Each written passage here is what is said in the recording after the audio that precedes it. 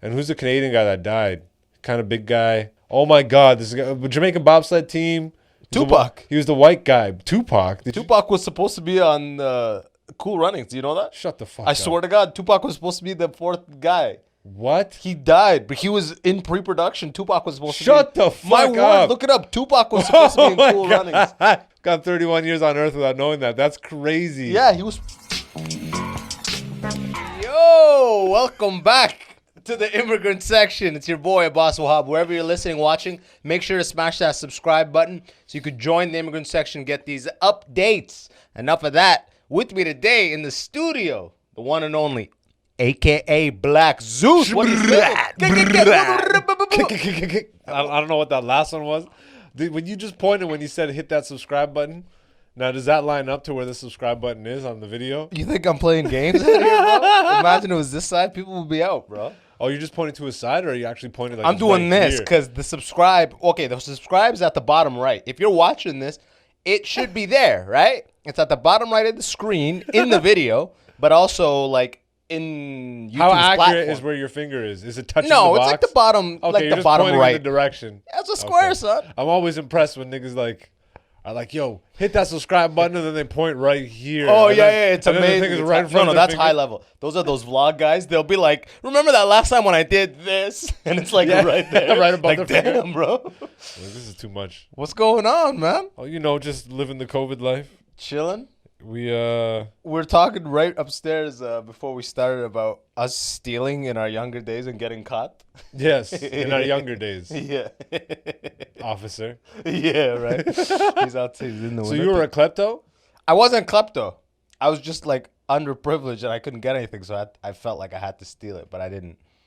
I could have just saved money and worked hard and gotten it. But this faded in your youth? It was N64. Yeah, bro. You stole an N64. At games. We would steal the games. Where's the opportunity to steal the Toys games? R Us, bro. Back in the day, they had them like just out. They weren't What? locked. Yeah. Not mine. Yeah. They would have them in the they would The have sliding them in, glass cases. No, not the slide. They would. They had them in the sliding guy, but before that, That's where they kept the good shit. yeah, 100%. But before that, they would put it in that you know that plastic. Imagine a really expensive Blu-ray. Oh And yeah, they put in that plastic shell. case, they gotta go. Yeah. We would steal the shell, smash dip, and them. smash it outside. Yeah. Okay. But one of my little gang members, the guy called him, got caught smashing one outside, and I'm 7. You did it right outside. Oh, we were stupid. Y'all stole and just went right in front of the door. We were stupid as fuck. We were stupid as fuck. You know what I stole? Remember those little like things back in the day that you would like grab them and record something in them, like stupid monkey face, Oh, and like then the talk box thing? Yeah, Yeah. play it back. Yo, I wanted those. So Yak bad. back. That's what it was. Yeah. Like you smell like shit, and then be like pass it to him. Yo, I never had one of those. Bro, I man, you always didn't. wanted You one. weren't a child. I always bro. wanted one. Would you have a GT racer for sliding? Yes, down? I did. I grew No up in way London. you had that. I grew up in London. I did too, but I I had the know. magic carpet, bro. Oh, okay. Yeah, no, my You dad. were privileged, bro. I know. I had a divorced parents. Oh, trying to So win your I love. was able to play that card. Okay. It's like, yo, I need all this stuff, please. Bro, GT. And I was a Cruiser? single child. You had Oh, you had I siblings. I'm one of 6. Exactly. Yeah. And where are I'm you that in the farm lineup? family in the middle. So okay, did you do the hand-me-downs? I was the first one who would like. All the middle ones is like a typical thing where the middle ones get the least amount of attention. Yeah. So we're the ones I acting thought it was out. oh, you're right, Malcolm in the Middle.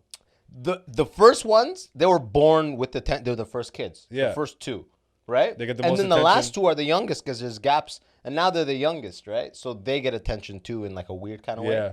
So the middle, just me and my brother were just kind of like raising ourselves almost. So as soon as I could get money, I was buying clothes. So they used to take from me. They used to Seriously? think I was the guy who like I put a lock on my door because they would come and fucking clean out my closet, bro. You had your own rooms? Eventually, like by the time I was 16. Shit, Not yeah, growing you up. Earned that shit. How did you not have your own room? You were a single child. No, I had my own. It was like a Who'd you dungeon. share I was with? in a cage. Yeah. No, man, but like my older brother's like is like a short dude. Yeah. So it's like size wise, I was the one getting the freshest shit, and they could wear it, and they would steal it off me. So they Interesting. were actually taking from me. Were you a stylish kid? Established in what sense? Stylish. No, man. What was your Dude, you know like what's what would funny? you buy? Like you telling me that you would buy your own clothes. This is at 16 we're talking about? Mm-hmm. Okay, that makes Yeah, sense. at Okay, 16. we're working at 16, yeah. You know, I go to Champs, Athletics World, try to get a Nike shirt on clearance. 4XL? Yeah. Oh, no. I would be like a large, and I'm like a small. Okay, fair enough. 4XL would be like a blanket on me. I'd probably go XL. Large What'd or you do? XL. I was lanky as fuck. Because you're a stylish dude now. What the fuck? Did this turn at some point? When I was younger, it was just like I didn't dress myself when I was a kid. I'm talking Like, about 15, 16, teenager. You Well, dress yeah, yourself. that. Like I'd wear and1 Nike, Adidas, like regular As you do. regular athletic shit for someone who's a pure stoner and doesn't do any athletic shit. When did you start smoking weed? High school. Like grade 9. God damn. No, grade 10. Okay, great. I'd say grade 10. I like tried it before, but yeah, grade 10 is when and then I went from nothing to just full on pothead. Yeah, I was convinced my life would be ruined if I smoked weed. I was like totally sold on the propaganda. Still of reading the drugs. Quran like every day, like You know what? I wasn't like into the Quran, but like I was like I knew I had to. that was very At good- that time, that was 15, very good 16. pronunciation. Quran. I can you, still read Quran. you have to do the finger? Yeah. But ages 11, 12, 13, I was in Duxie. I was talking to Hassan Chaudhry about this. Yeah, Where you okay. go to your Quran teacher. What's Duxie? Duxie, for those who know, that's where you go to you go to a nigga's house that will like enforce you to memorize Quran, and your parents pay this guy. He's a Quran teacher. Oh. You memorize.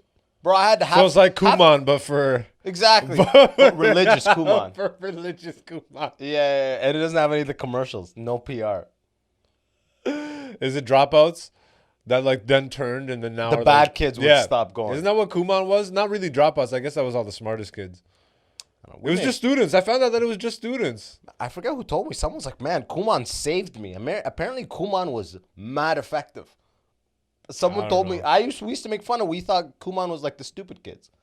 You know what I mean? Yeah, it We're was like, like yeah, after you're school. Kuman. It You was know after what I school mean? tutoring. Yeah, we thought you're like, oh, you're fucked My up. mom put me in it for like 3 months and realized that I was not Nothing doing was any changing? better. Yeah, nothing was. And she's like, What was the vibe in Kuman? I don't really remember. Yeah. I mean, I didn't like school. Yeah. So I evidently. didn't like Kuman. You know what I'm saying? I'm like, wait a second. You're putting me in more school? They're like, maybe more will help. School after school. Man, fuck the educational system, man. I don't know. But It's I true, want to send my kids to Elon Musk's school. Elon Musk has his own school. He's making a school for kids. What is he? He's trying to pull I a just fucking saw this LeBron? video the other day. That's the most LeBron move ever now. It's but like the way he described it, he's like, it's only gonna be for 20 kids.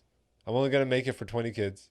the So whole imagine, school is for imagine 20 how kids. elite, Yeah, you have to be. and it's gonna be from kindergarten to college, like not college courses, but like you'll do all the way through high school. 20 so he's kids. catering it to like to each individual student and what their likes and all that stuff is. So he's got the money and the kind of the brain. You know what? He loves to set the tone. Yeah, of so course. This is like an experimental school. So this like what it This will is how create- education should be. Exactly. Well, it'll Kinda like be how training cars wheels should for be. this. Yeah. Totally customizable system, and I'm hearing about it for the first time. What's the difference between LeBron's school? LeBron's just building like a Cleveland like No, LeBron's is just like what are they called? the LeBron James Foundation. What type of school is it called? A charter school. Charter school. That's So- where kids go. They're like Yeah, they stay there. just fucking doing 100 free throws a day. Like, And apparently, like, he put a bunch of money into it, and it's supposed to be a really good experience. oh man, once LeBron is out of the league, he's gonna have a way better legacy than Jordan. Once they both die, like decades down the Yeah, road. well, are we talking? Yeah, but then you never like. Are we talking basketball or are we talking? I'm talking overall about legacy as a person. Oh, as a person, he's already. And that I think, basketball I think he's goes into already it? trumped. Oh yeah, Like, what's Jordan's as a smoking person? cigars. Best basketball player, Jordan Brand, and cigars. Yeah, like what else? Bro, did you see? He's I saw on his fucking. He's doing Space Jam. Yeah, but we've been knowing about this. Oh, I had no idea. you He's had no literally idea. redoing MJ's career almost. Yeah, he's the first one where it makes sense to make a Space Jam 2. But the thing that doesn't make sense is that we're so far removed from Looney Tunes being any sort of like relevancy. Oh yeah, Looney. What is even Looney Tunes? I swear they brought it back. So they brought it back on HBO, like recently. Looney Tunes is on new HBO? episodes. Like Dark. Bro, you know who fucking voices Bugs Bunny? A dude from Scarborough. Actually, I swear to God. that's fucking In the movie too. Bugs is from Scarborough now. Was it Bugs Beanie? What's the guy's name in real life? Bugs Baguettes. Yeah, It's just a Abdullahi Bugs. It's just a Somalian rapper. guy from Scarborough. That's so funny. Bug Wow, you really don't remember Bugs Bunny. what's up, doc? There you go. What There was you the go. weep? What was the weep? That was the Roadrunner. Okay, that's Looney Tunes at least. Nigga, I fucked up. It's funny, you know, what leaked a few months ago, like a picture from set leaked, and it like revealed It's all him in green. It was like no. It CGI. was him in the new uniform, Like the Space Jam uniform. the Space Jam uniform. So then they had to just release the photos. It's like, this is the new Space Jam. Looney That's like Tunes. the Simpsons episode with the Albuquerque. They're moving the They're team to moving Albuquerque. to Albuquerque. Yeah. Like No, it's complete. all the facts are in front of everybody, and then it takes like the hot dog toppings. Yeah, exactly. Right. They're like, oh shit, they've seen the jersey. Come clean quick. Do you still go through the Simpsons waves? Bro, anytime I like want like a nice almost Simpsons like a what's it called? It's like a That fireplace song that at puts you to wintertime. sleep? Yeah, bro. Yeah, it's What's it a called? lullaby. A lullaby. Simpsons like a lullaby for me. As soon as then da da da da da da da da da da. Bro, I'm literally I'll turn the TV up. That's the most beautiful lullaby. It's super comfort. It's like a fireplace at wintertime for me. But I forget, you told me one of the seasons, because we were talking about Simpsons, how like pretty much season like 2 to 3 they came into their own, and that vibe lasted till like 9, 10, debatably 11, 12, 13. You know what I mean? Definitely, like, it ended in 11. I give it personally till 14 until like. But you were saying one season in the 20s was good, and I went 22. back. Yeah, I was watching episodes from that. And I'm like, oh yeah, okay. It actually was shockingly good. Yeah. It felt like the old school. I think that was the season they did the Lego episode. Is that the same season? I'm not sure. I was watching just random episodes of it. Because they gave The Simpsons the Lego movie treatment. Where like Bart, or not Bart, it was Homer and Lisa were bonding over building Springfield in Lego form. Oh. And then they went into the city, but then the episode was actually filmed in Lego. Like like how they did a live action. This is How a they Lego did the version? movies and stuff. Gotcha. Yeah, and that was very fun. And then you realize it's like, oh, this is all a toy collaboration because Lego then released like A license- the Simpsons it's a house. licensing deal. Exactly. Yeah, this they is all released just the money. Simpsons house. They Yeah. released the Quickie Mart. To This be is a honest, licensing I ploy. want those sets badly. I think the opportunity's gone because they came out years ago. Oh, now they're just collector's items worth Exactly. so much. Exactly, Bro, the people gotta know when to let a show die. It's okay to just let it end. You know what I mean? Or can we not just like continue to, fuck? I don't need the first edition. Just keep stuff printed if it's popular, and fuck this scarcity thing. Like, Well, I'm not even talking about the novelties or like paraphernalia. I'm talking about the show itself. Oh, Like, let a should- show yeah. end. yeah. It's such a cash cow that like. Is it even though? You're right. I mean, at Maybe season, for at the season merch. 18, 19, 20, 21, 22, they're what, 38? What are they at? No, I think they just hit 30, or this will be season 30 or 31. But yeah, you're right. I don't know. There's probably like there's such diehard Simpsons fans out there. I bet like The as merch, long as they go, licensing. it's making its money back. You know, especially now they've got it down to like just a fucking system. You know, Rumor is that they're working on a second movie, and then that will be the end. And I heard that recently. it's like beating a horse that's already Stop! He's already He's dead. already dead. Like he's been dead, and that person's been hitting, and it's like rumor has it after the second movie they'll stop. It's like it's been dead forever and ever. Yeah, the only way I could see that really working, man. Like, think of the build up to the last episode of The Simpsons ever. Like, what do you even do for that? I wouldn't even be hyped about it. Exactly. I wouldn't even be hyped. I wouldn't even like tune in. I'd Unless maybe you watch it later got on. all the writers that are still alive and able to like do it. Yeah. To come back for like one grand finale. It was like you get like Conan O'Brien writing a fucking, if they got them all to do like the last season, Yeah. the original writing They crew or couldn't do whatever. that, yeah. I mean, half of them are dead, probably. I think only a few of them are dead. Yeah. Yeah, because most of them would be like 40s, 50s now.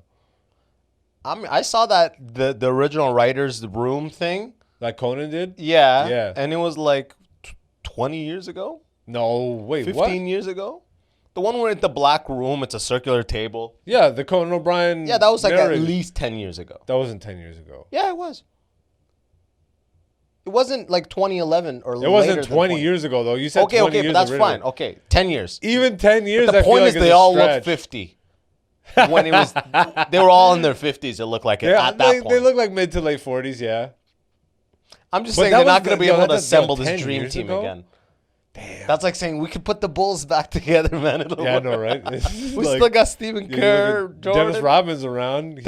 He survived against my all odds, God. huh? What the?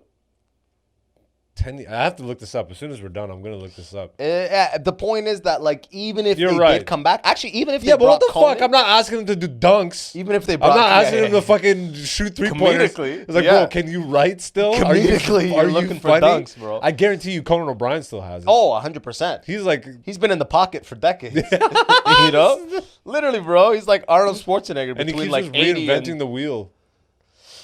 Actually, he has the podcast now.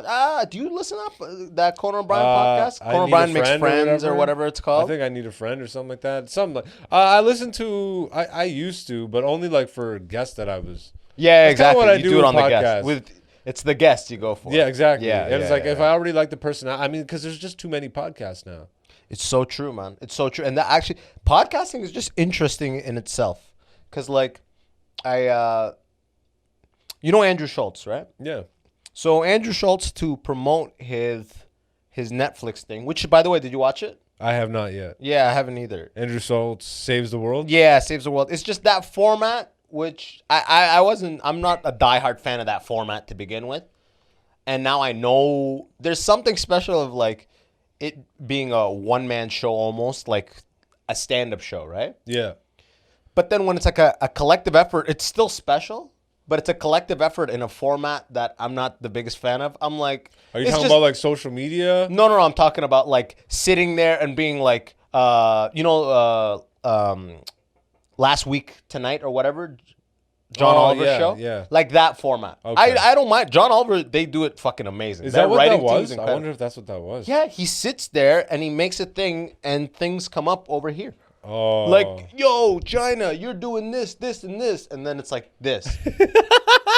That's a very good breakdown on John Oliver and those types of Or shows. like Andrew, so, like those types of shows, yeah. but the guy goes to the West Coast to promote it, to do a podcast run. And I thought this was interesting.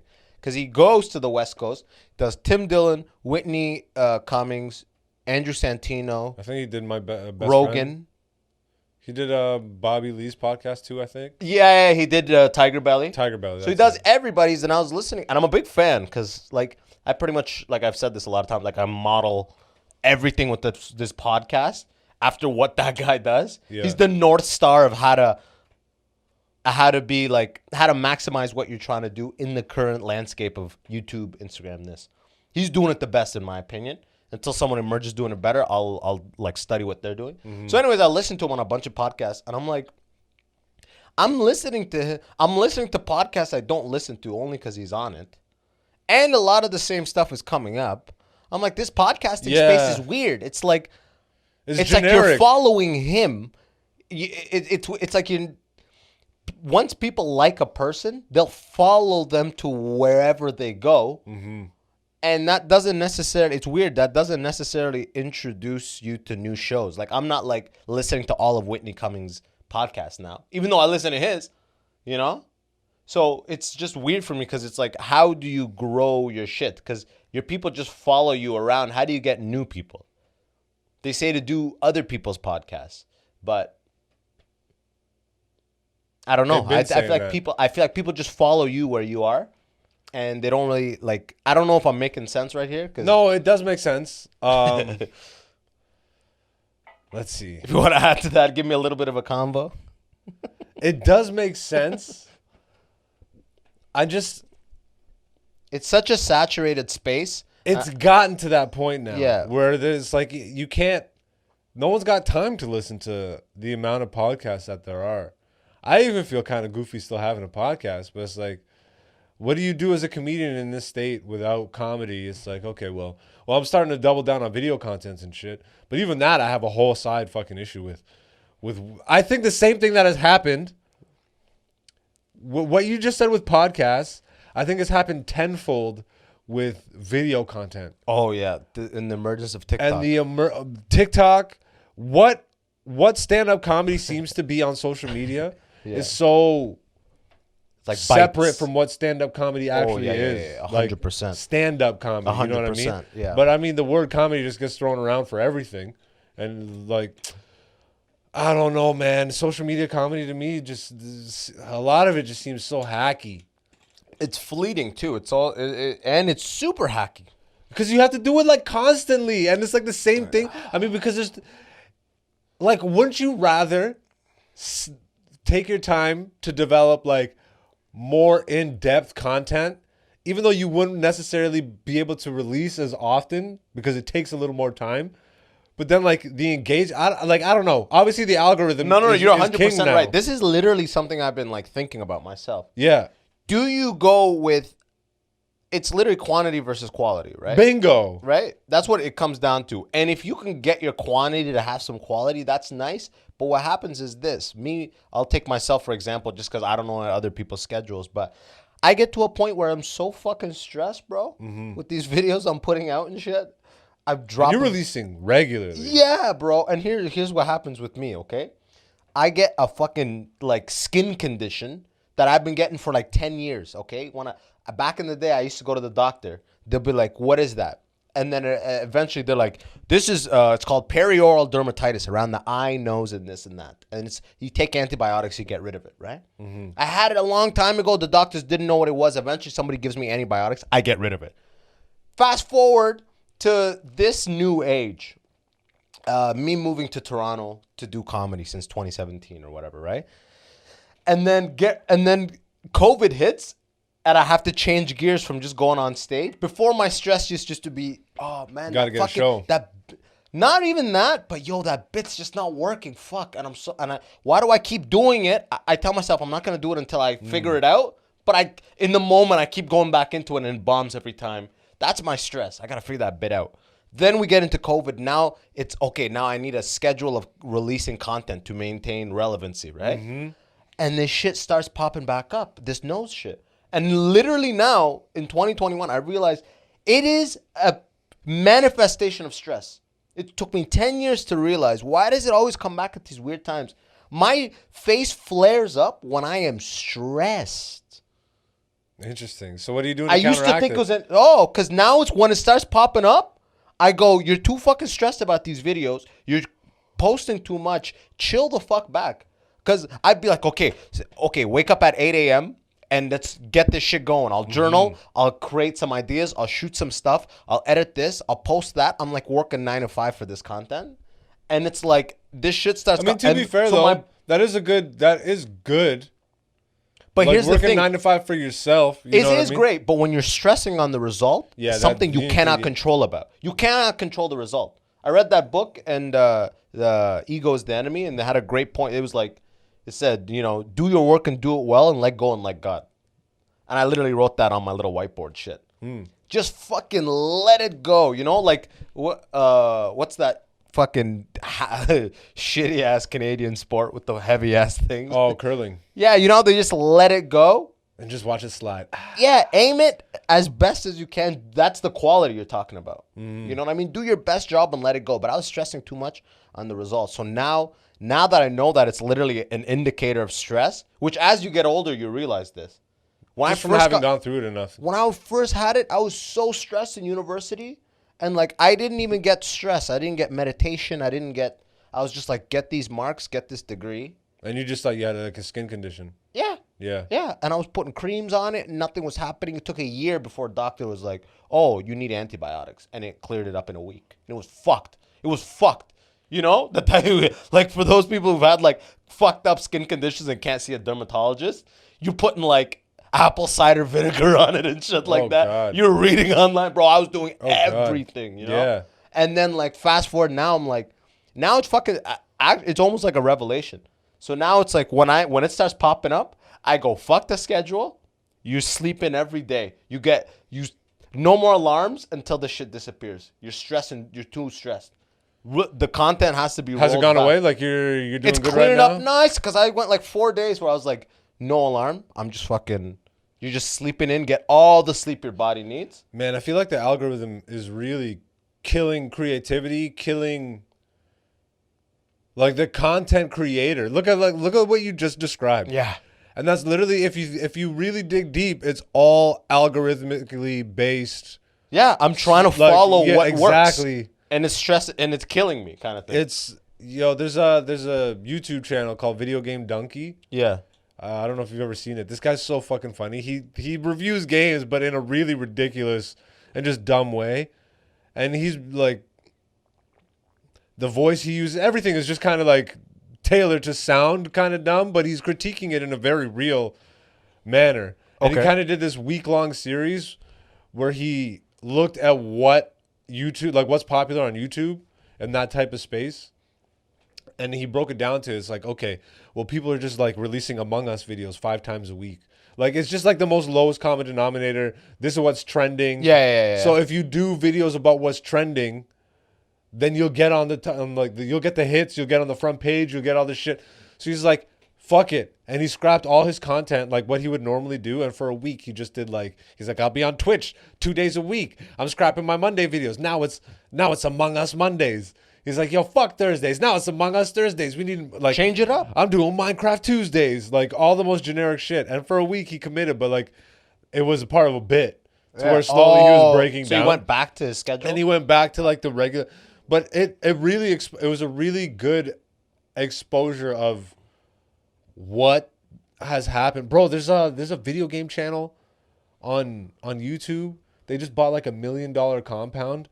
Bro, it's one of the funniest videos I've ever seen. I don't even know the name of this. They have like 100,000 subscribers. They got the money to build $1 million gaming compound to stream out of. Yeah. And they That's did the like future, they did a tour. They did like a walkthrough of the building. Bro, every corner of the building is sponsored. This is the Mountain Dew fucking live stream room. Like, this is where we're going with this shit. Oh, my. Because of all that, because that's what happens when you stick with just the generic surface level shit, which seems to be the stuff that it's like pop music. It's like radio. Quick cuts, a lot of color, like eye candy type Generic of thing. Yeah. that you can find 1 million of the same thing on. Yeah, like different versions of this exact same. But now Bro, it's blown up so much. that's on all the Cash things. App. It was the Cash App fucking whatever gaming building. I'm like, Cash App? Yeah. They're They're pushing it. Venmo. The Venmo. But like every room. Yeah, the Venmo corner of fucking. This is the Pizza Hut concessions. fucking. Yeah, this is the Venmo Pizza Hut Minecraft room. concessions brought to you by Venmo. Brought to you by MasterCard's Masters. I don't know, like. Bro, I'm so sad to see what commercialization has done to art. Like, and we've let it get this. As artists, we've actually There's a let guy- it infiltrate. this you much. know Che. I had Che on the podcast. Yeah. I'm like, we're talking about TikTok because he got on TikTok and he's getting a bunch of like followers because he's like, I'm following this guy named Robert Benjamin. Watch his videos. He breaks down trends, what to do, blah blah blah. And I'm watching this guy, and he's like, okay, it's like a young guy who's monetized.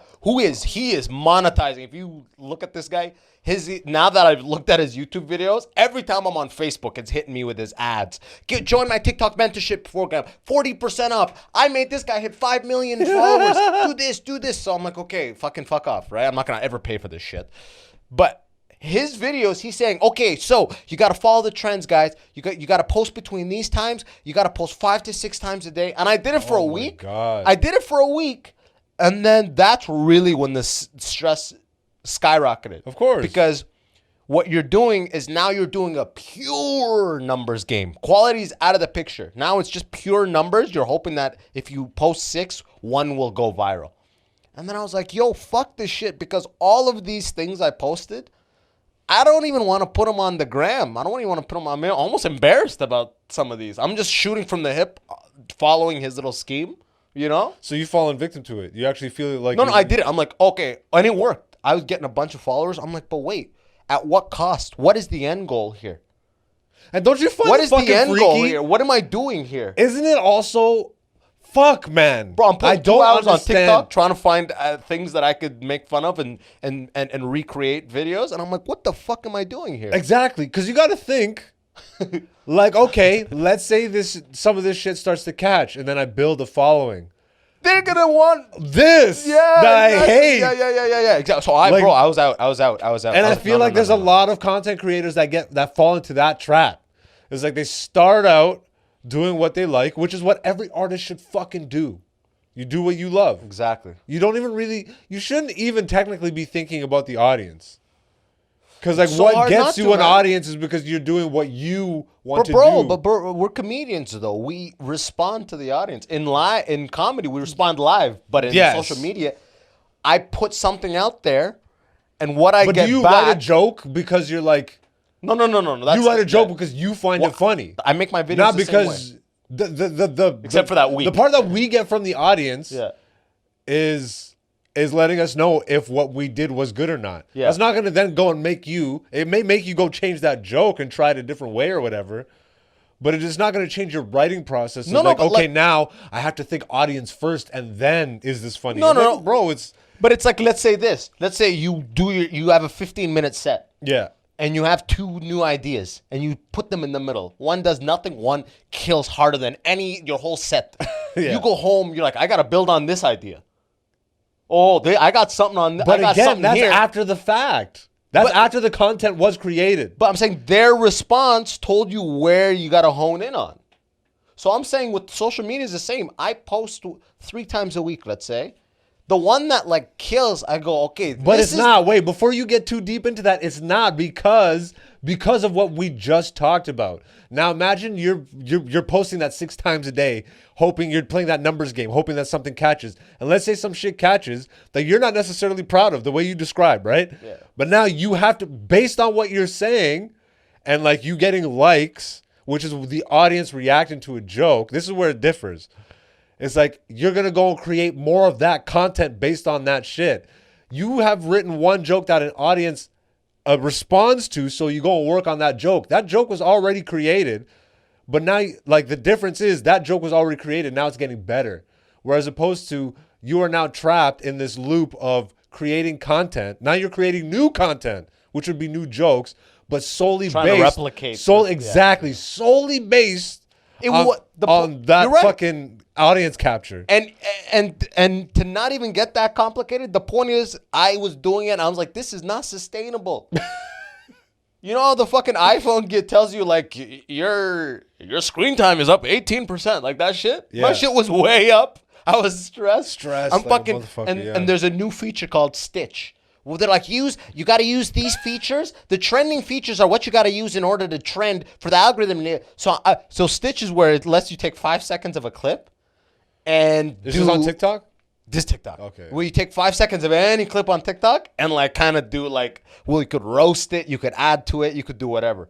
So I'm looking through TikTok videos of shit I can make fun of, They're so smart, man. Everything they do is to maximize even the creators' time on TikTok. Yeah. You know? So I'm like, I'm just falling trapped to this. All they're doing is paying back my hours on the app with followers. And I'm like, I'm exchanging my life for this number to grow. And this is not the way to do it. You know? This isn't like TikTok has become this weird sickness almost that has leached into me. It's like a cancer from like. Are you still on it? Active? Yeah, I'll drop what I think is funny every 2 days. I'll make a 15-second thing out of my mind, not just like going through the thing. I get on the app, I post it, and I get off the app, as opposed to going on and being like. Have you found like the viewership or anything like that? The numbers drop or stay the same or? Oh, dude, it all depends on the video. But what I notice is like less is more. You know what I mean?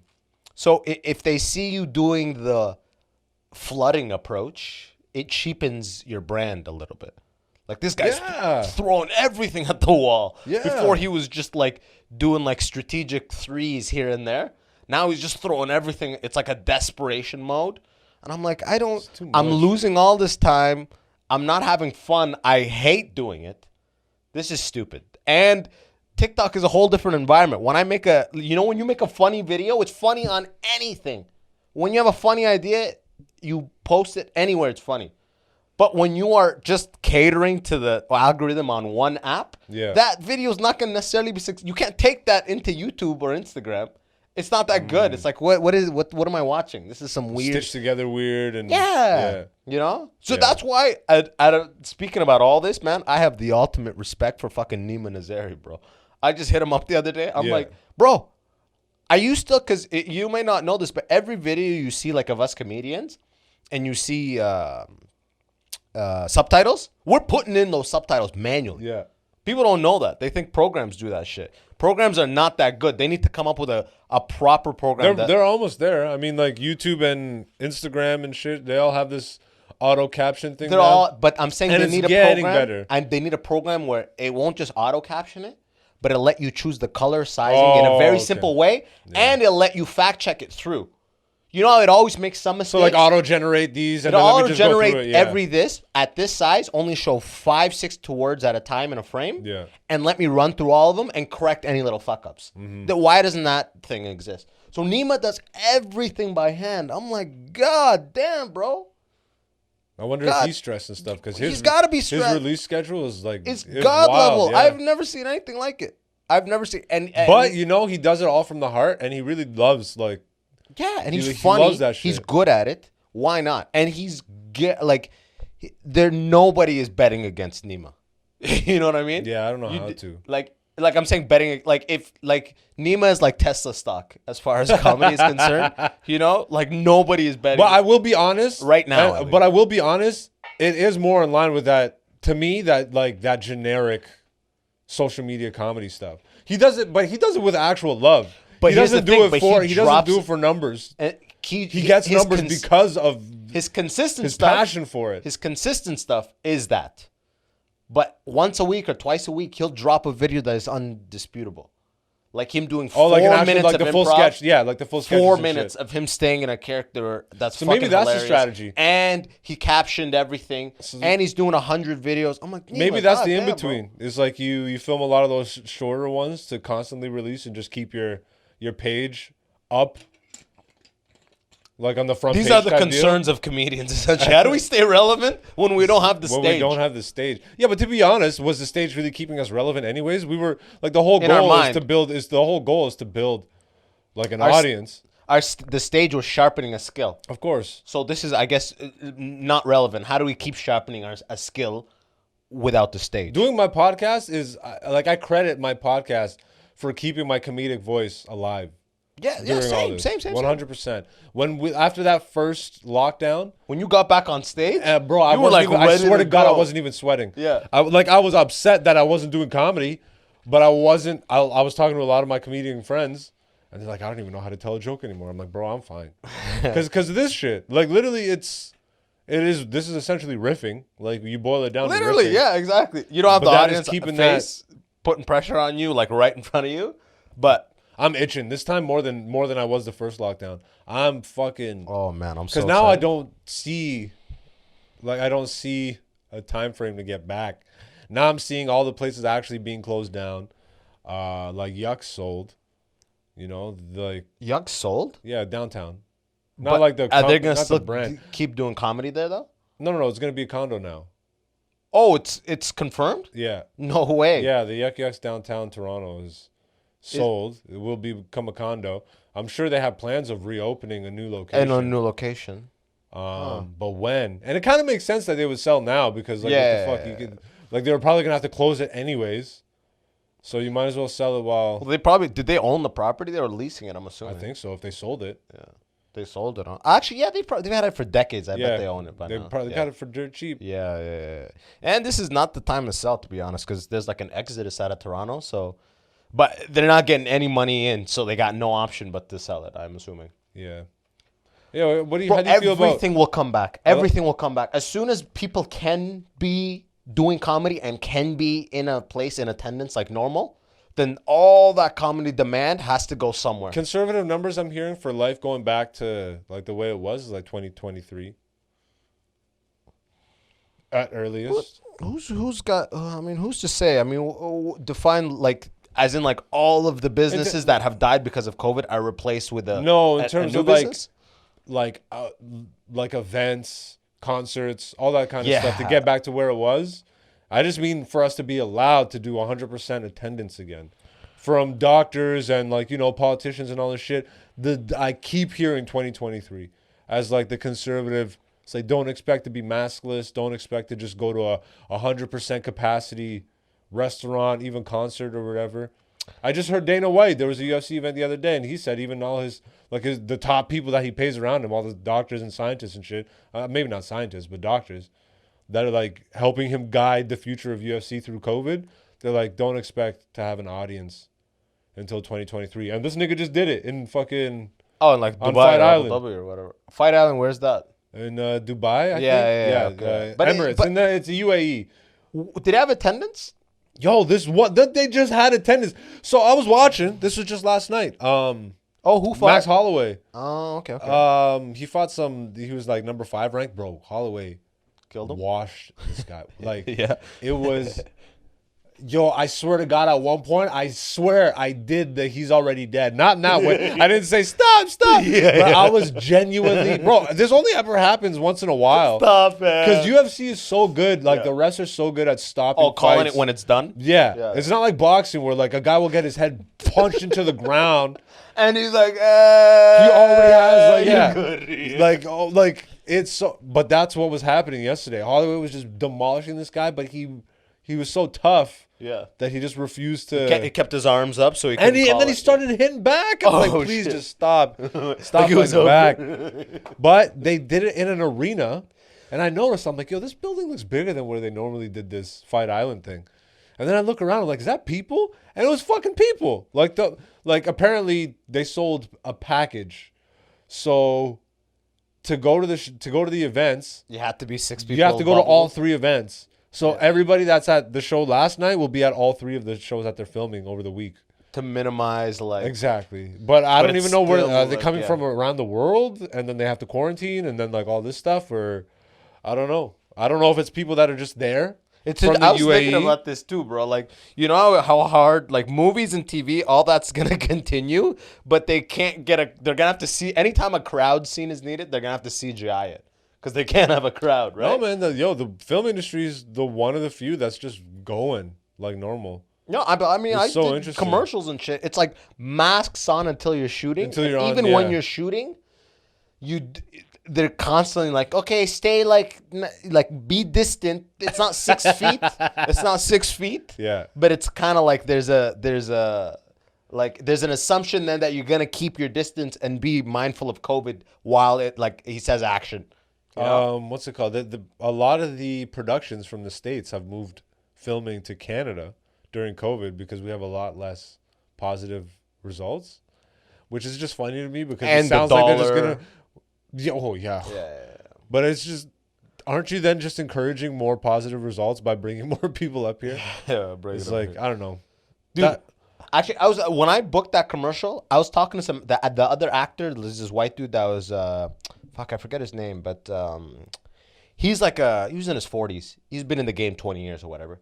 He goes, "This is the best time as a Canadian to book anything. This is the best opportunity as a Canadian to actually get seen because the U.S. for years has been shooting in Canada. Yeah. Because we fucking we'll give you tax cuts. Your dollar goes 30% more than it does in the States, all that stuff, right? We got a lot of talent here. But a lot of times they only audition people in Canada out of like a technicality. You know what I mean? It's almost like, because we're filming here, we got to have some Canadian people to audition, but we're booking only American people. Like as the top billing. Like for any of these projects, all of the We'll give Canadians lead background supporting, acting. yeah, and a couple roles if you're gonna kill it. But like, we're gonna be booking Americans for these roles, Americans that Americans know, type of deal, right? Mm-hmm. And now because American actors are not coming to Canada for acting purposes, he said this is the best time in history, literally, for a Canadian to actually get like notice or actually get the opportunity to be in a U.S. production filmed here in Canada. I see that definitely. I know. Just going back to them bringing up more productions and stuff. I just found out that Planes, Trains, and Automobiles is getting a remake, and it's being shot up here, which was supposed to be in the States. But I don't know what production. I guess just because the COVID testing and stuff literally is bringing. But that's gonna be with Will Smith and Kevin Hart. Oh yeah. Yeah, are you a fan of that movie? I don't think Planes, I've seen Trains, it. and I don't Automobiles. think I've ever even seen Oh it. man, Is it good? What year is the first? I don't know what year, but it had Steve Martin, and who's the Canadian guy that died? Kind of big guy. Farley, is he Canadian? Not Farley. Fuck, this is gonna bother me. Norm Macdonald? No, Norm's alive, and he's not big. Oh my God, this is a Jamaican bobsled team. Tupac. He was the white guy. Tupac. Tupac was supposed to be on Cool Runnings. Do you know that? Shut the fuck I up. swear to God, Tupac was supposed to be the fourth guy. What? He died, but he was in pre-production. Tupac was supposed to be. Shut the fuck My up. word, look it up. Tupac was supposed to be in Oh my Cool God. Runnings. He was supposed to be in Cool Runnings, but he died. Got 31 years on Earth without knowing that. That's crazy. Yeah, he was supposed to be in Cool Runnings. He was supposed to be on that Who bobsled is he team. supposed to be? The one with the egg? I forget. Probably the one who shows up and he's not wearing enough or like something. I don't know. What? But Tupac could act, bro. I know he could. That's why I'm like, he didn't need to do Cool Runnings.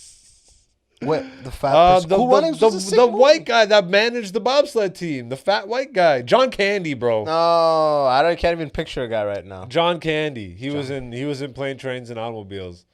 And like, What's the premise of this movie? It's a Thanksgiving movie, Yeah. and they're just trying to make it home to their family. Yeah. And they literally use all three modes of transportation. Wow. But it's Steve Martin and John Candy. Yeah. Like in their prime. It was absolutely hilarious. Okay, fuck yeah. I remember it being really funny. I couldn't tell you the plot points other than that. It's being redone.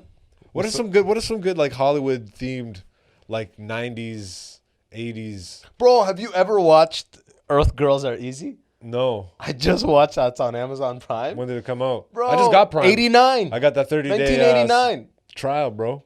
1989. Oh, that's the damn. You know what's fucking so funny? It's like the movie was so old. It has Damon Wayans, Jim Carrey, and Jeff Goldblum in it, Whoa, that's a cast. and they're all young as fuck.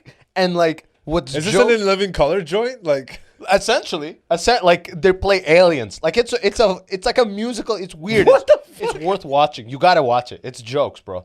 Because this is before they actually were like came into their own. Because when you actually when you Google the movie, who is the third guy? Jeff Goldblum. Goldblum. What the? You know that guy? Yeah, of course. Like from like I'm just Jurassic saying, Park. what the three of them though. That's You know like, the one who always Damon Wayans and Jim Carrey makes sense because they were in Living Color together. Yeah, Goldblum. he's like the head or alien. But here's the point though. When you Google the movie, when it shows the movie, Yeah. it's saying starring. You know now if you see like Inside Job, it'll be like starring Denzel Washington and what's his name? Not Heath Ledger, but Oh, Pacino. no, that the Inside the Job, one who yeah. talks.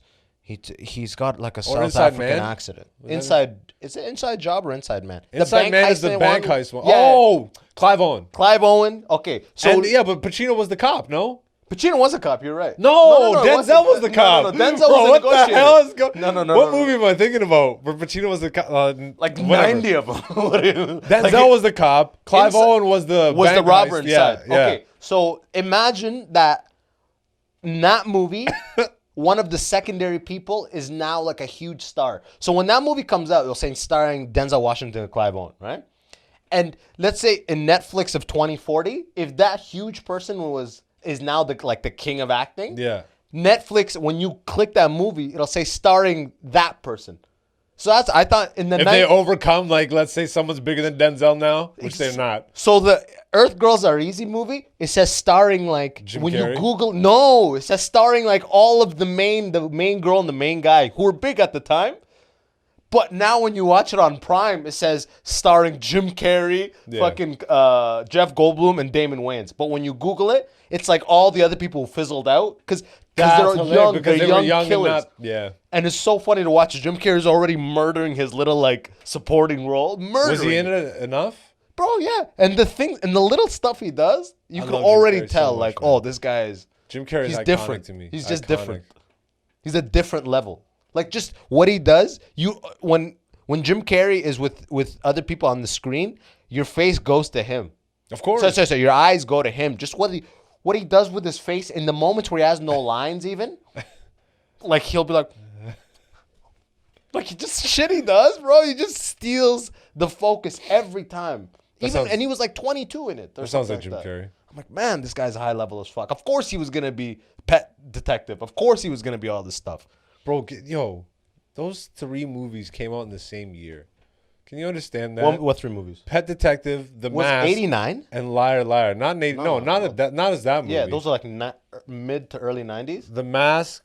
Was those 94, 95? Because crazy shit came out in 94, 95. That was somewhere around there. Illmatic. But Forrest can Gump. you imagine, though? All 3 of those came out in the same year. Ace Ventura, Pet Detective, The Mask, and Dumb and Dumber. That's the third one. They all came out in the same year. This guy spent that whole 2 years in a trailer. Bank. Yeah, in a trailer. Yeah, is really what it comes down to. Holy shit. His whole thing of even manifesting his... Like, you know how he manifested that $10 million or whatever? No, what? What are you talking about? He did an interview on Oprah back in, like, the height of his career. And he told her, he's like, one day I wrote myself a check. He wrote himself a check for $10 million and post-dated it for 5 years and kept it in his wallet every day. And he says, 5 years to the day, he got his check for The Mask, and it was for $10 million. What? The Mask or Dumb and Dumber, one of those 3 movies was the first movie that gave him like a $10 million check. And it was literally for $10 million. And it was almost to the day he said that he post-dated the check for. Oh. I mean, I want to give him the benefit of that. I know, I don't know to the day. But it, like, that's they just give you $10 I'll give you the months. Checks. Here's your $10 million check. Like, well, he got paid $10 million for a movie that he did. 5 years out from when he wrote that check to himself. But it's like a union movie, so they pay you for your time on set in a chunk, and then they pay you a royalty probably later on. So you don't get it all in one thing. So that's what maybe he did, but like in my experience in this, are you don't fucking get everything all in one. Are you the lead actor? But they don't and give also you a one mega check. star? You're shooting for months. Yeah, but don't they?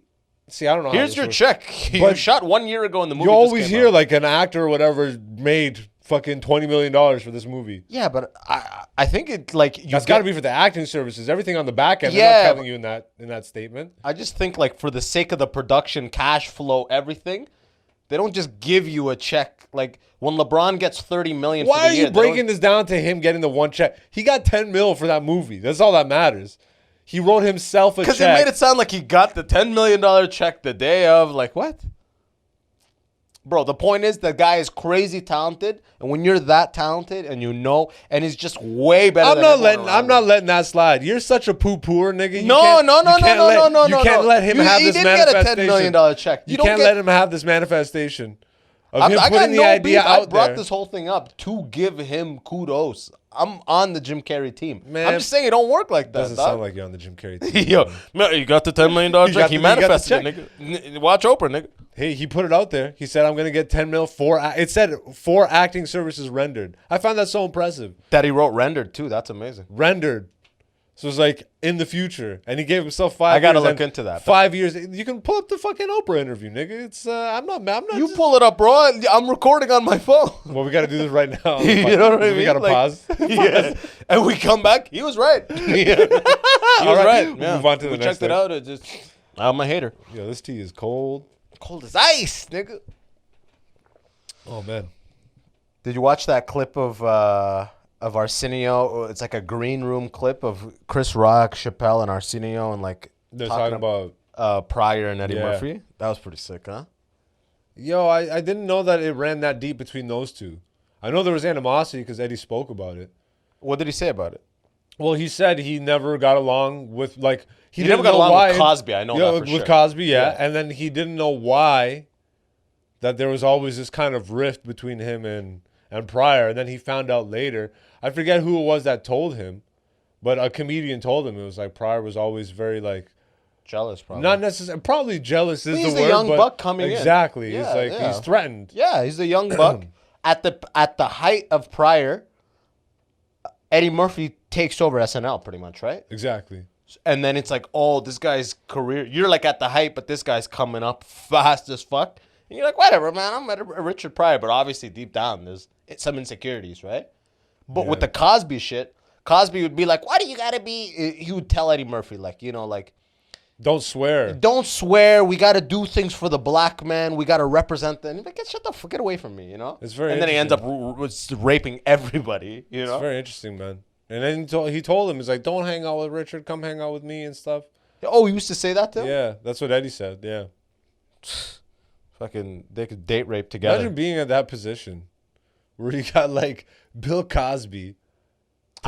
Bill Cosby's a terrible hang. I would go Richard Pryor every time. I mean, would you say hang that, with Cosby? No, I wouldn't Pryor hang with if you had Cosby. the opportunity.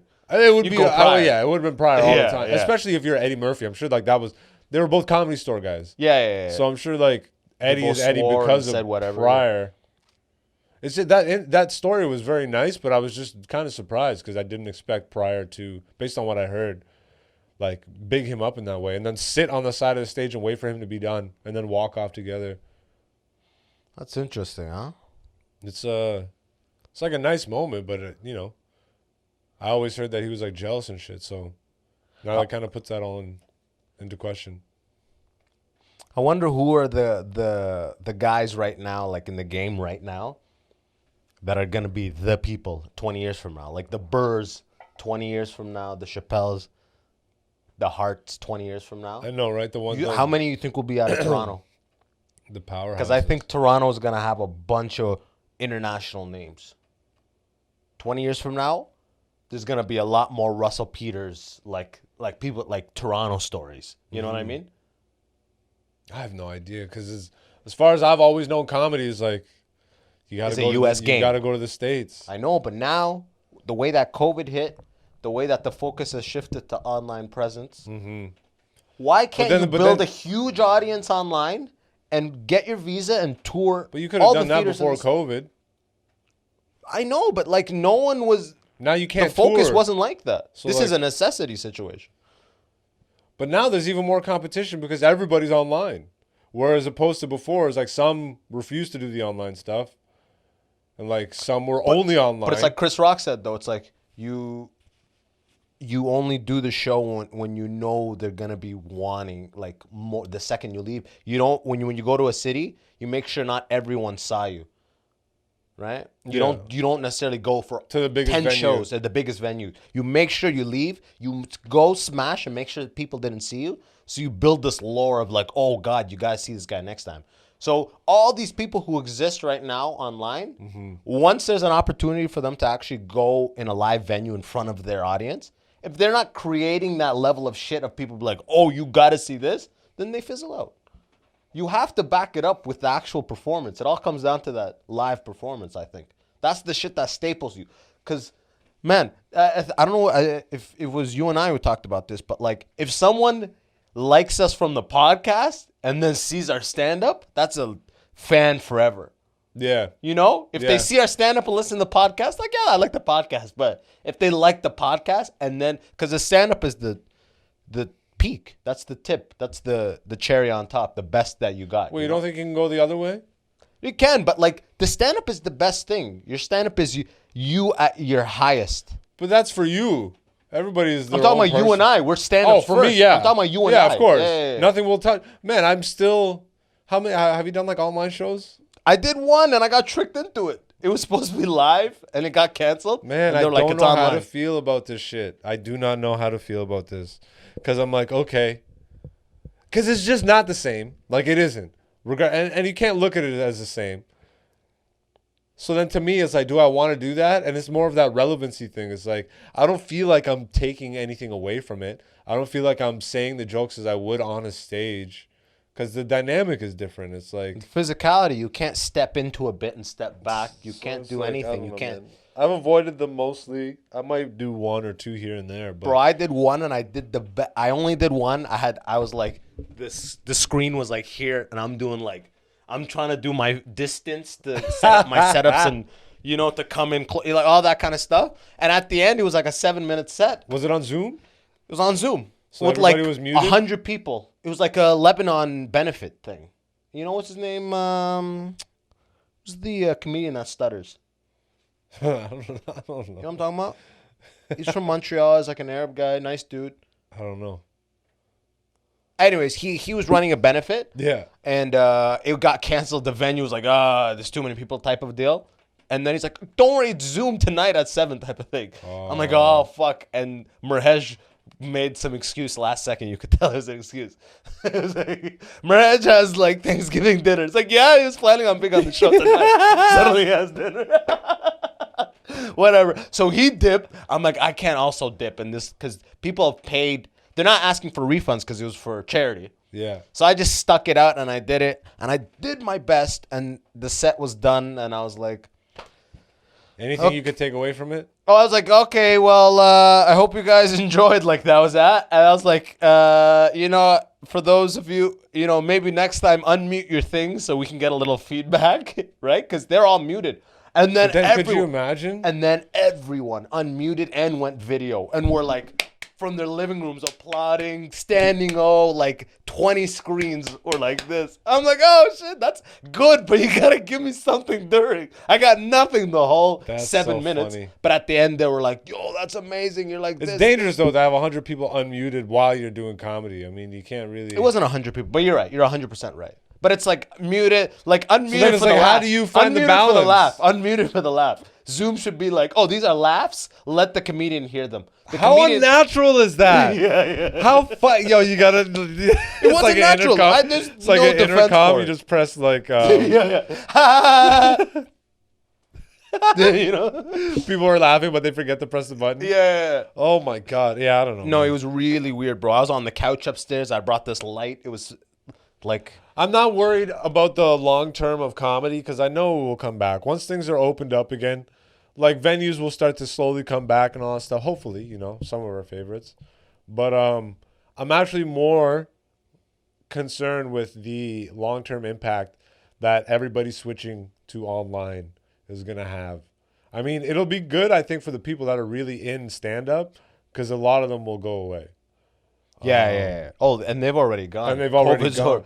That's the beauty. Once it's like, once like the COVID is like a huge explosion, and then once the dust settles, we'll see what the result is. You know, Yeah. like once the mics come back, shows start happening. I think anybody who had a podcast, anybody who's pushing out content, is gonna be the first people chosen and the first people like essentially like on people's minds to book.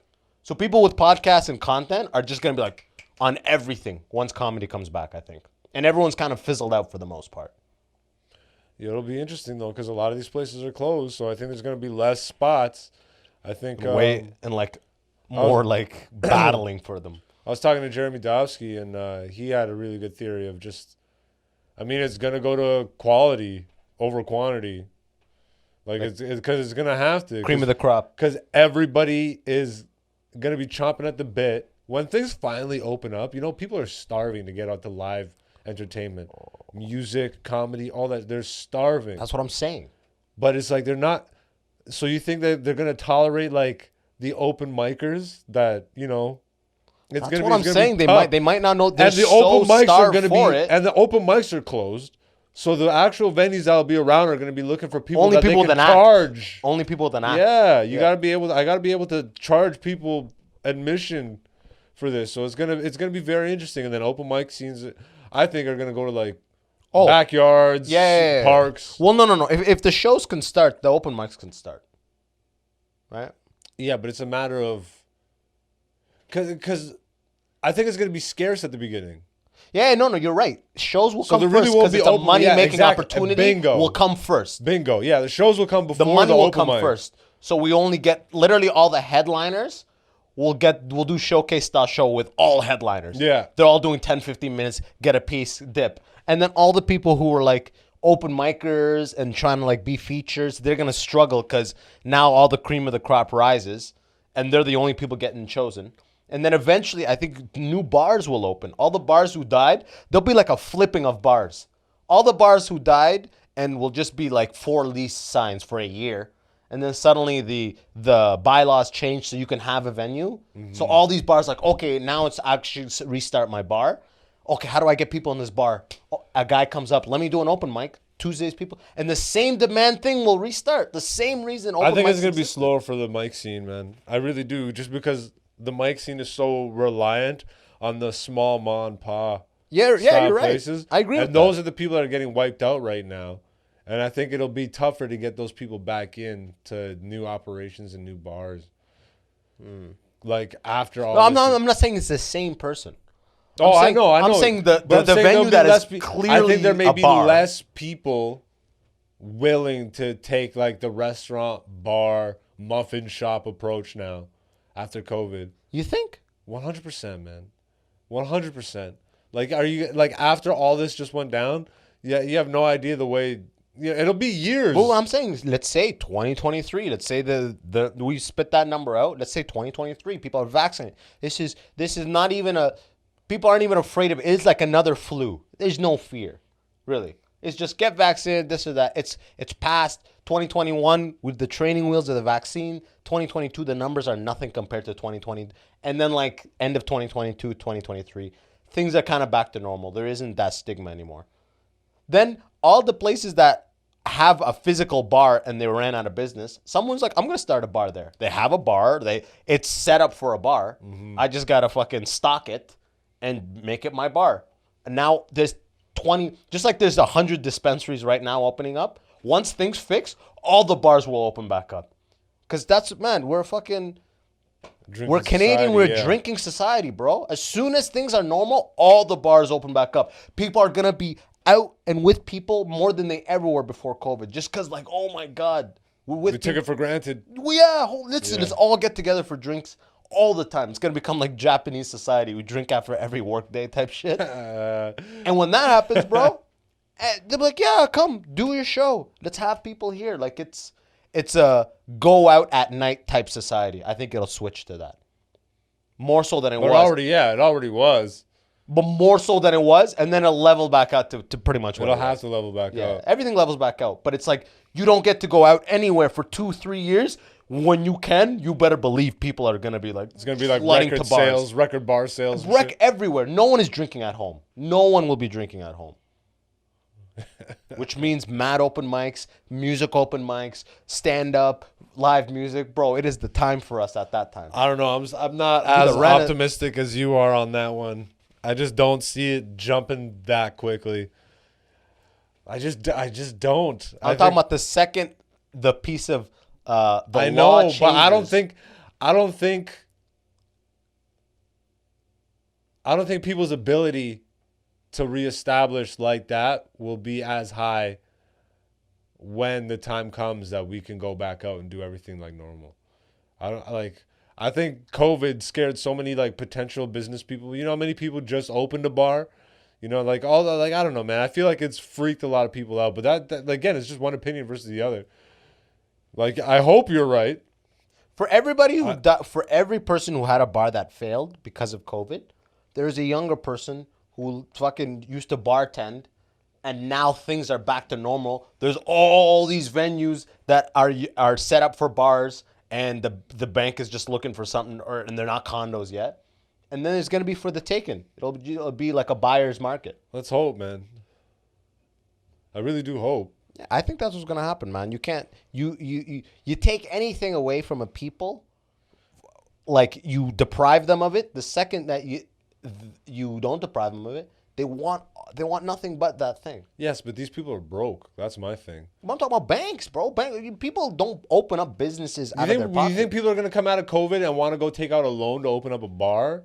Yes, that's what I'm telling you. People are gonna be going out to bars like no. People are gonna be wanting to go it's to gonna bars. be the best investment to get a bar. You think so? Yes, because it's like, okay, let's look at a 10-year thing, assuming that another pandemic is not gonna come in the next 10 years. All people want is a bar for the next year or two. This is the drinking society. Let me open up a bar and it'll level out for the 8 years. It'll be just like having a bar in 2018. That's so funny. It's a bar. You know what I mean? It'll be like the Blackjack Barbecue in the East End of Toronto. Oh my It's god. just, it's a bar. You know what I mean? It's a Yeah. bar. It's a show there and it's a bar. Yeah. It's not like the hype spot, but it's a bar. Yeah, man. I hope. I'm with you. I hope.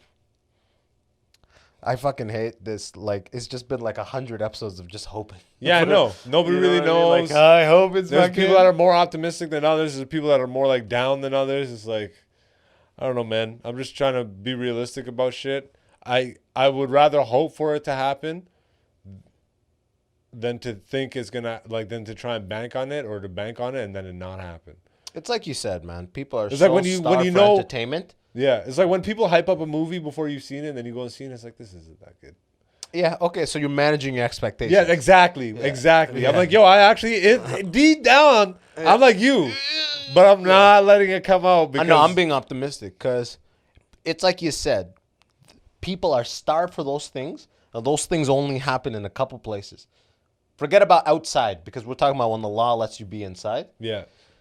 Theaters, so you're waiting for all the big acts to come to town, right? Yeah. Arenas, I don't even know if that will be allowed. Forget about those. The huge gatherings, it's going to take longer for them to like trickle back in. Mm-hmm. Versus all the bar stuff. Those are the ones that the green light's going to go on for the first. The one where it's 50 people inside. Those are the ones where bylaws are going to allow first. It's not the thousands Yeah, seat you're right. theaters, right? Yeah. So then all of those places will, as Need soon content. as soon as there's demand for them, they'll open back up and there'll be demand for entertainment. So they'll fill back up with entertainment, whatever that entertainment that people want is. People love comedy. It's the time of comedy. All the biggest podcasts are run by comedians. Yeah. It's the comedy era, bro. It's going to come back. I know it. We got to fucking just live Oh, through it's this. gonna come back. I have no qualms about that. It's definitely gonna come back. It's just how long, how fast, and how sustainable. But here's a question, and we could actually end off on this. Okay, good, because I gotta take a shit. Perfect. Okay. Did I need to tell your audience that? No, they know. Yeah. They know. They're know. watching this. They're seeing you pinch it's shit. the Arab tea, bro. Yeah. I had this. You Arab asked tea. for. Yo, I asked you if this is a laxative or a diuretic. Do you think, like in the trajectory of a comedian's career, open micer, feature act, decent headliner, known headliner, established headliner, international headliner? You know, and forget about the international part, but open micer to proper, undisputed To known. headliner. Are you happy that COVID hit in your? Was that a nice fart? I just farted. You should have turned that mic down. I just farted. I'm so sorry. Are you happy that COVID hit in your stage of wherever you are in that? Actually, I'm so happy. No, hell no. I'm happy that I think of myself as an open micer going to a feature act. I would hate to be eating. Sebastian Maniscalco, man, he's doing fucking arena tours to just go back to Yeah. No, that was okay. where your whole life is set up on stand-up money. You know, We maybe are lucky that's a good that our point. life is not set up on stand-up money. That is a good point. Because actually, during the first lockdown, that's what I was very happy about. I'm like, oh, not all my money comes from stand-up yet. For me, which almost I was none of it. working towards. Yeah. But like, I'm like, okay, so I still have my job and all that stuff. yeah. I could get EI Yeah. because I was working, which a lot of comedians couldn't. And it's like, okay, so that's a plus. But in terms of opportunity, like, I feel like 2020 was the year that everything actually. And I don't know if it's Was a gonna generic click for statement. you. You were gonna do Not GFL. even was going to. It was. Yeah. Like the opportunities lined up. I got to execute one. You were gonna tour Which out was- west too, right? I was gonna do the tour out west, which would have been my first tour. Would have been my first time out west. JFL asked for me by name to showcase. No way. Yeah, which had never happened before. At Nubian. Nubian, Oh, yeah. goddamn. But they're like, yo, we want to see Black Zeus. And I'm Oh. like, when I heard that, I'm like, Oh, it's time. It's about to happen. okay. Because I crushed my showcase the year before. Like, Okay. And So wait, you said you people didn't were telling me showcase. that year. I'm not gonna name names, but people were telling me like, "Yo, be ready for the call up," and I didn't. I quelled all that shit in me. Comedy's like the military. Like you're getting It's so called to crazy, the front lines. and you don't know if it's real or not. Yeah. So like, I learned through trial and error. Is like, okay, don't get hyped up on what the reaction is. Just Would let you have things done play new out. faces if you did well? I mean, I don't know where they would have put me, but I would imagine so. That's what Gotcha. they're doing with it. Yeah. And that's if I made it through. I'm not even gonna Gotcha, get that gotcha. cocky. Yeah, gotcha. But they just asked for me to showcase by name, which had never happened before. I got to headline Nubian, so at least I got that in. Me and Hisham got the last, potentially ever. Yeah. I don't know if I hope Nubian comes back. I think it'll come back. I would imagine Once so. Yucks gets their new location. Yeah, I would imagine Yeah, so. yeah, That's an yeah. established. Because that's like that's a cash cow for them right off the top. Because all of Toronto has been conditioned to or is it the last or first? Last Sunday. Last Sunday of the month for 2 decades. It's Kenny's show. Wherever he puts it, it's gonna fill up. So as soon as he can do it, show is such a staple. I don't see it going away. But yeah, just things were lining up, and COVID hit right after. Yo, I swear to God, we went on first lockdown. I remember this, bro. It was like 2 days before the showcase was supposed to happen. And then everything, like, because they didn't say that the showcase was canceled, but no one was also saying, hey, it's still happening. So in my mind, I'm like, oh, shit, I don't think it's going to happen. And then everything just shut down. And I'm like, fuck. Same. I mean, I didn't have JFL, but I had, Ryan at Yucks. Yeah. I was doing the Yucks showcase March 30th. And the shit locked down March 15th or 16th, right? Yeah. So that's gone. That's out of the window. But I was thinking about, like, the question. I was thinking the worst person in the worst part in comedian's trajectory is that beginning headliner. If COVID hit when you just started, like, consistently headlining, because you just quit your job, you just got on all comedy money, because the established headliners have to have savings. Bill Burr is, like, not dying, you know what I mean? He's got his podcast, he's got his sponsors, and he's got, 10, 15 years of doing theater runs. Like, not 15, but 10 years of theater runs, right? He's got savings. Sebastian, he just did Madison Square Garden 4 shows. He should be good for a couple of years. You know? It's that... And the open micers, we still didn't get off the teat of employment. And, like, the bottom shit, right? So it's that... I feel like it's like... I don't even know. I can't come up with a name in Toronto, but it's like... That... Morito, probably... People like Morito probably took the biggest hit, you know? Because he's probably eating off of comedy, right? Yeah. When it first hit. Man, I know, remember when that SiriusXM thing broke, where they were going to stop, like, paying out to Canadian comics and all that stuff? Crazy, yeah. I mean, the reason that was such a big deal to comics who were living off of comedy, like, most of those guys were in the States and paying their rent because of the residual checks that they were getting from the albums they dropped. And all the plays they were getting on Sirius. Apparently, it was like a G or 2 a month type deal. Bro, it was real money. It was real money. Yeah. Like, and one of the very limited ways that comedians in Canada were getting paid real money. It was the only way, actually, right? Pretty much. This is like unless you got on, but then at that point you're out of Canada, you know, and you're not relying on a residual check to. It's probably like a nice bonus, but it's like Mark the Bonus and like people like that, where it's like, this is paying my rent here in LA while I try to establish myself. And so during the pandemic, a lot of those guys were freaking out because we were still figuring out the SiriusXM thing. But that happened just after, no? The SiriusXM was like, just for background for people, like, who's the fucking guy, the bald head dude? Oh my God, this is gonna bother me. Deal or No Deal guy. Germaphobe. Oh my God, this is gonna bother me. I know. Anyways, he's like the head of JFL. Oh no, he runs that station. He even has a show on it. Fuck. You're better with these names. Oh my God, this is gonna piss me off. Whatever, man. This is gonna extend your runtime. Well, Google it. Get your phone out. This is pissing me off. My phone's on the floor. Oh, you can touch the floor. Like it's like placed in such a weird way. And then what? What am I gonna search?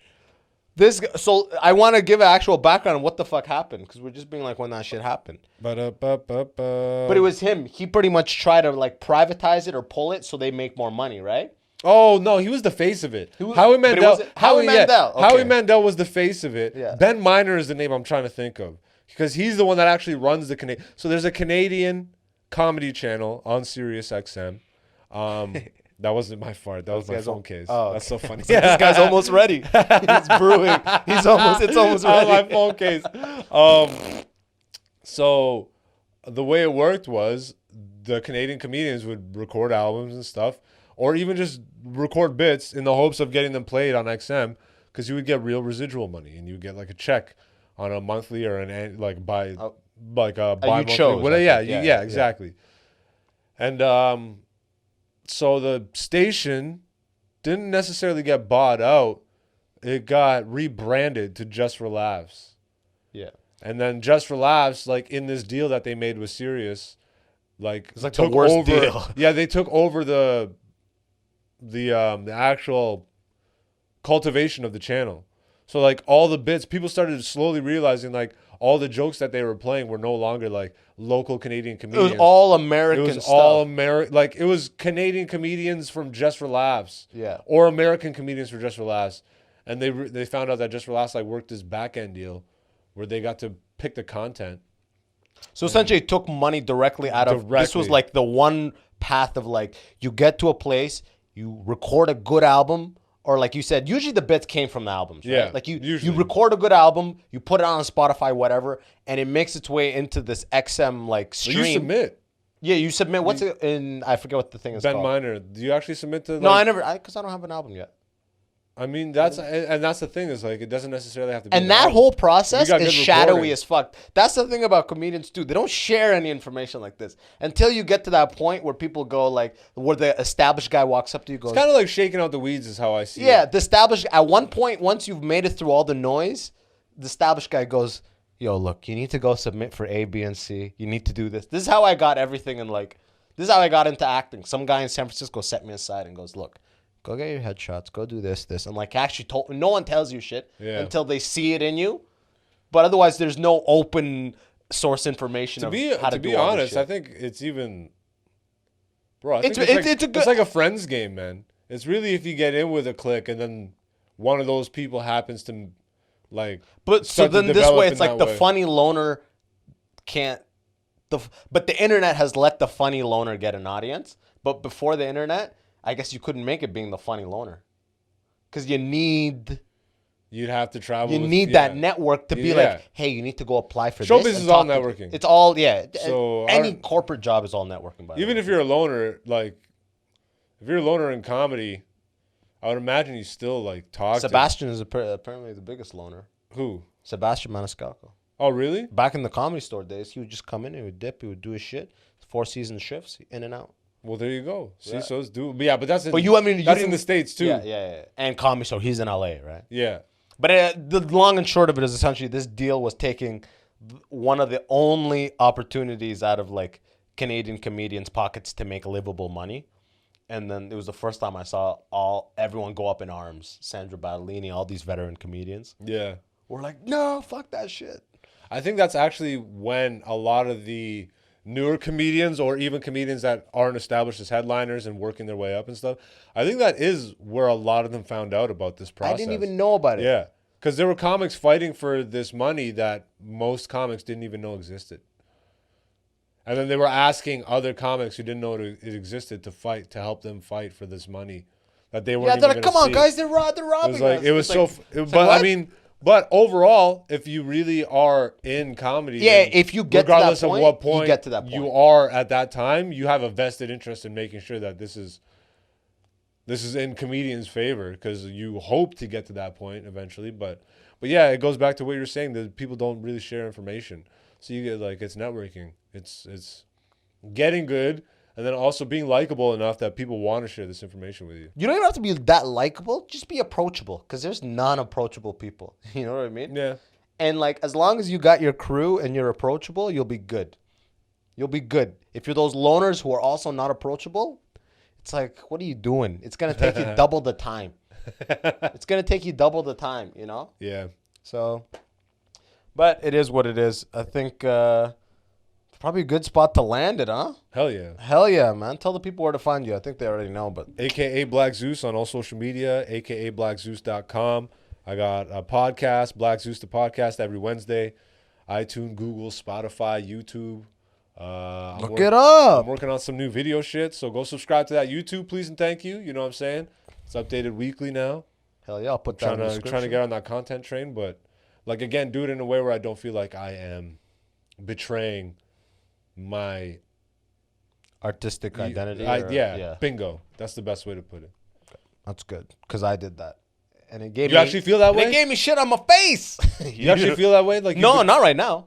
yeah, But not I anymore. get that But you feeling did sometimes, do that, for and a you bit. react. Yeah. You'd be like, that's what I told you. That 1 week of doing it like that, where I was like, no, this is stupid. It's not sustainable. It doesn't feel good. Mm-hmm. It's just I'm giving my life up for these to grow these numbers. This is stupid. What am I doing?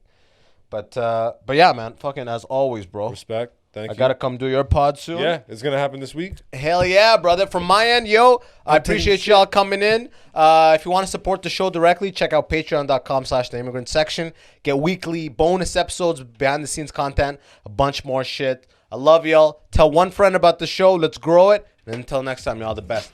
Peace. Yo, and that's the episode. Remember, if you liked it, smash that subscribe button so I can give you updates. And until next time, it's your boy, Abbas Wahab. Easy.